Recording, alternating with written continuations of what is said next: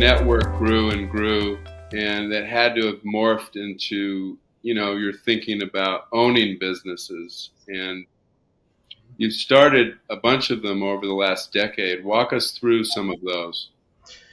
Yeah, I'm a third generation entrepreneur. So my grandfather, I used to go with him when I was really young, and he had all these different businesses, and so I was exposed to it very early. My parents had a business for 44 years, and so it was a part of my DNA and something that I definitely wanted to do. Although I thought initially I would be a psychologist, because I do have a degree in industrial psychology, but that wasn't, the route I was supposed to go. But my first, of course, we all tried different businesses, but our first kind of real business was called Right Time Kids. And it was actually, it wasn't quite a franchise, more a licensee. And they were here in North Carolina. But my wife and I opened one in Columbia, South Carolina, where we were at the time. And it became the first drop-in center in that area. And it was kind of revolutionary almost at that time. There was nobody in the state that was doing it.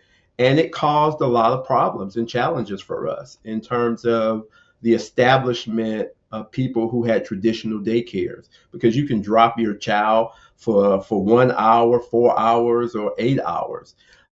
And unfortunately for us, after investing, over $100,000 into the business, we ended up having to close it, but not before we became business of the year. So it was growing and becoming a successful business, but there was people who didn't like it, and as a result, we did end up closing it. But it was a pivotal learning experience. I realized that you got to have capital when you're having a business, right? You have to have cash flow. And as we were building up, we just didn't have a lot of that. But it was still a very good business that we really enjoyed. But in the meantime, we started doing some consulting and kind of contract work for federal government, as well as faith-based institutions, corporations, and doing a lot more consulting.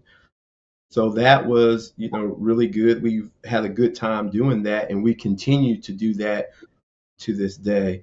And we've also, I think I mentioned the event business that we have, and my wife and I work together on that, but she primarily leads it. Matter of fact, this year the town of Morrisville hired us to put on the Juneteenth Festival, which was our largest event, and the first time they had ever hired a private company to work with a town event.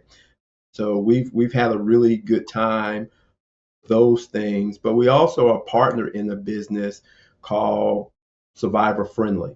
And we provide durable medical equipment to breast cancer survivors. And we have 6 locations, and we're a partner with one of them, including Duke Hospital. Then lastly, my philanthropic coaching business is really the one that I'm investing a lot more time. And so we help our donors live their legacy through strategic planning and aligning their values. And so this is something that we've been growing and working on, but is a part of my coaching business, but this is really more my focus now.